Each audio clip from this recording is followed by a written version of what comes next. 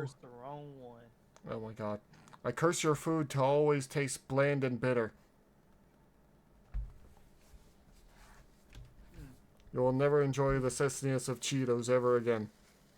Or cookies. Oh my god. Anyway. These are apparently Transformers pirates from what I heard. The Star Seekers. Which, I mean... we've had Transformers Ninjas, we've had Transformers Samurai. Honestly, pirates are probably down on the docket somewhere. I guess sand behind your eyes. Oh. That thing. Well, for some reason my eyes have been itchy. So that might be it. Anyway. We're going to... Why are your eyes itchy? I don't know. You probably need an eye drop, maybe. Maybe. It's very concerning. We'll see about that later. Anyway, well, it's just one eye. But yeah. Anyway, we're going to head into this and see where the heck it goes. If you want more, you know what to do. Like, comment, subscribe, all that nice things you do for streamers. And we'll head into here. You cast Rubber Spine? Oh my god, you guys. Avast, me hearties! Yahar. Weigh anchor and set sail for the Sea of Stars as we chart the course of the scurviest lot of bilge-sucking buccaneers to ever shiver a timber. Yahar. These are the basics on the Star Seekers. Okay. The Star Seekers were a crew of Transformers space pirates. Of course. They were conceived and designed by Hasbro's creative division, HasLab, as part of the development of the Aligned Continuity, a new universe of interconnected stories and media that launched at the start of the 2010s. The pirates' origins lay in the Golden Age of Cybertron, a prosperous era in the planet's past, during which the Transformers founded colonies on many different worlds. But when a plague of rust began sweeping across the galaxy, they were forced to shut down the space bridges that linked the planets to prevent the spread of the disease, leaving the colonies cut off from Cybertron. The Star Seekers were survivors of these colonies, who resented Cybertron for abandoning them and had banded together to seek revenge on the planet and its people.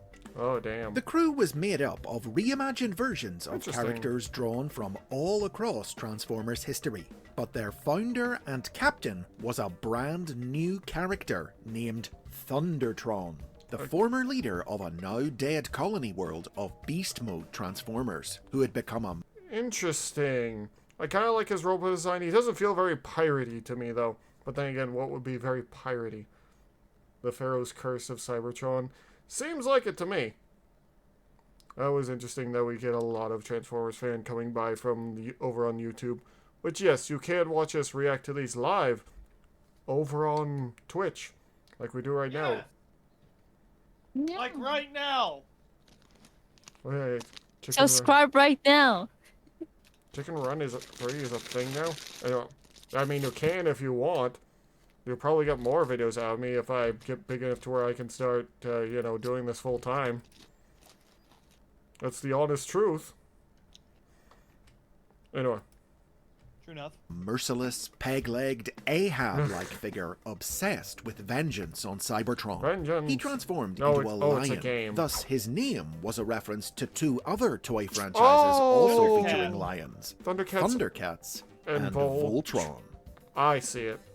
The Star Seekers made their debut in 2011, appearing in both the novel Transformers Exiles and the Chinese-exclusive video game Transformers Online. Okay. Exiles was set shortly after Optimus Prime's Autobots and Megatron's Decepticons left Cybertron, and followed them as they travelled between the long-lost colonies, only for the Star Seekers to pick up their trail and begin pursuing them from world to world.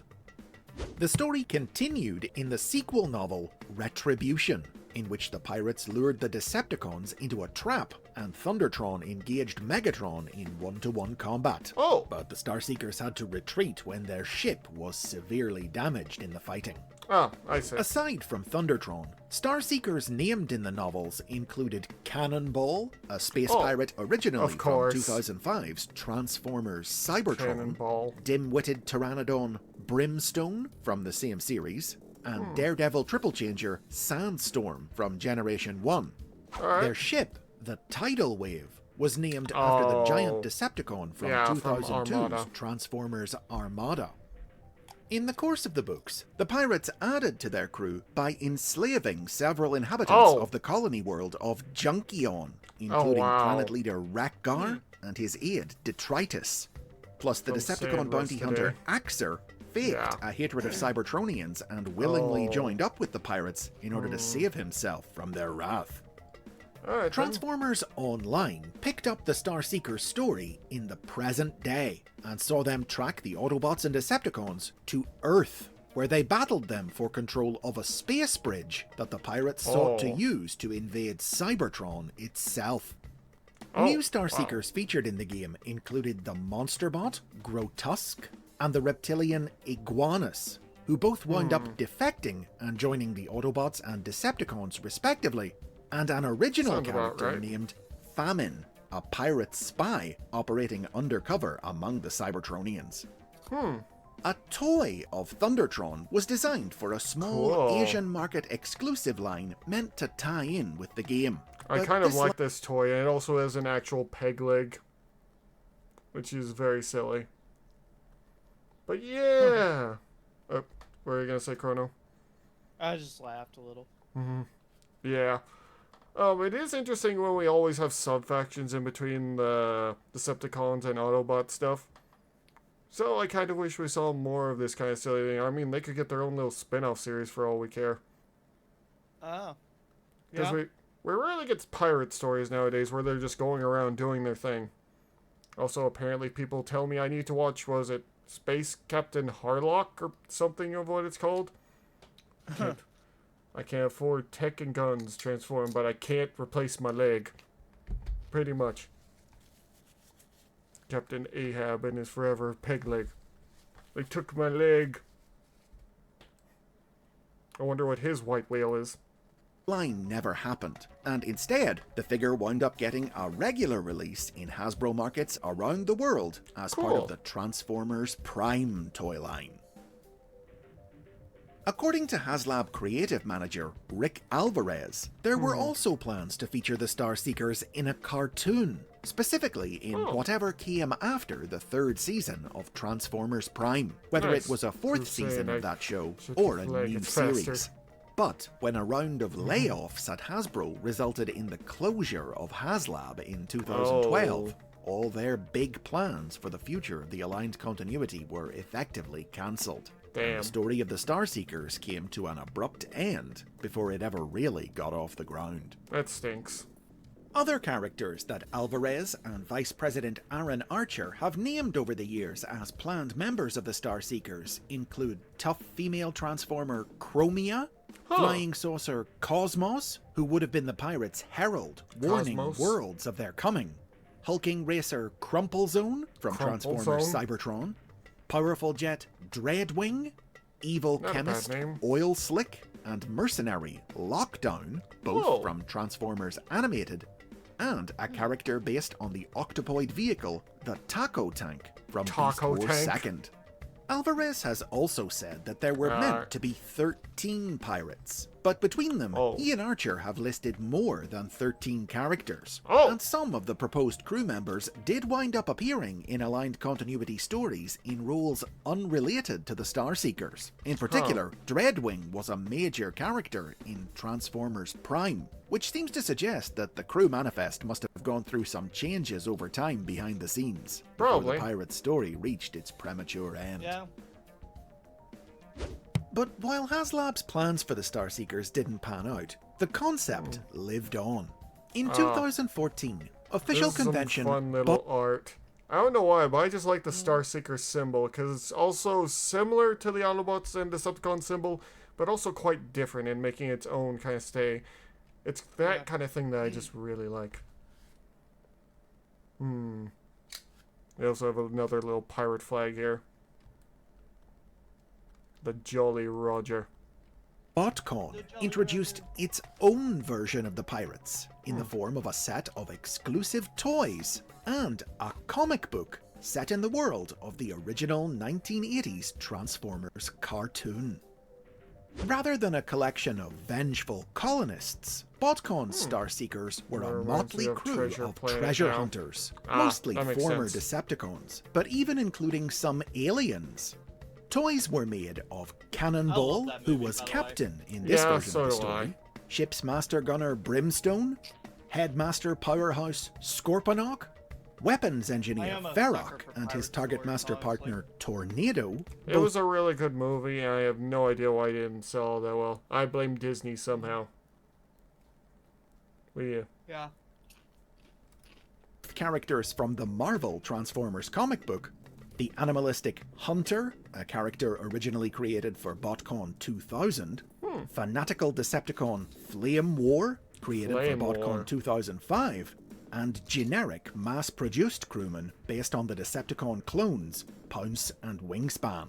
Pounce. Other crew featured only in the comic included Axer, original characters Rockhopper, Eclipse, is that and Penguin? Cannonball's speechwriter, the Chairman, who transformed into his captain's chair, plus the aliens Squirm and the Lizard Man, known only as the Navigator.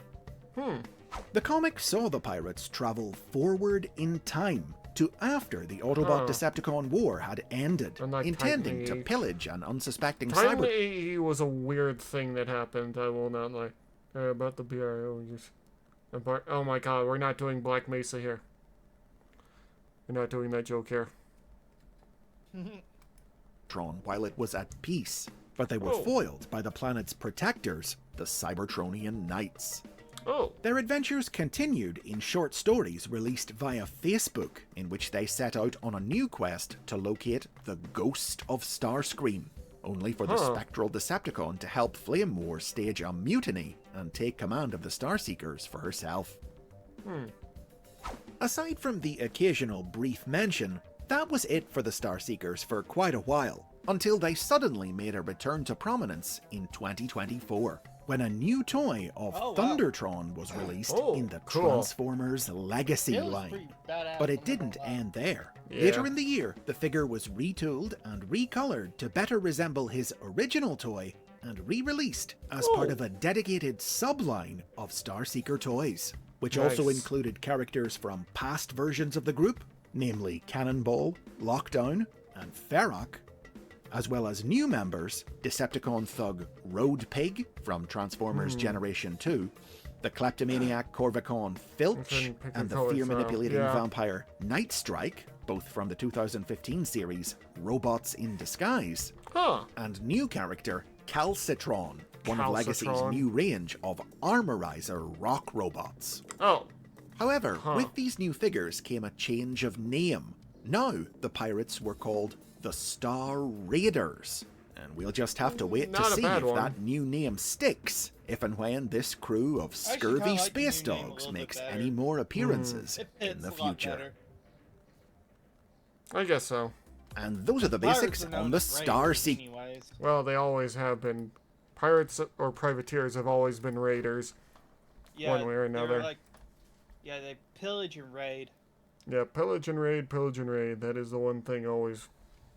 Just do what you want because a pirate is free. You are a pirate. Calcitron, calcium. Yeah, I got that. You want to know a funny thing that I used to do back in high school? What is it? I used to look up a lot of things about pirates. That's interesting. Yes. And my favorite game, actually of all time, is Assassin's Creed Black Flag. Oh, well, a lot of people like Black Flag. It's too bad that Ubisoft couldn't figure out how to make another good pirate game. I know. They're really bad. Black Flag is one of my favorites of all time. So anyway, if you guys like pirates and think the idea of Cybertronian pirates is cool, tell us down below. We'd love to hear more. Anyway, thank you all so much, and we will see you all later. Bye-bye, and take care of yourselves. Bye, mateys. That was a thing. Well, there's layer Yeah. mark where pirates were basically given permission by the... Yeah, they were. Basically, England gave permission to pirates to just raid French vessels and other vessels as long as they weren't English vessels, so yeah.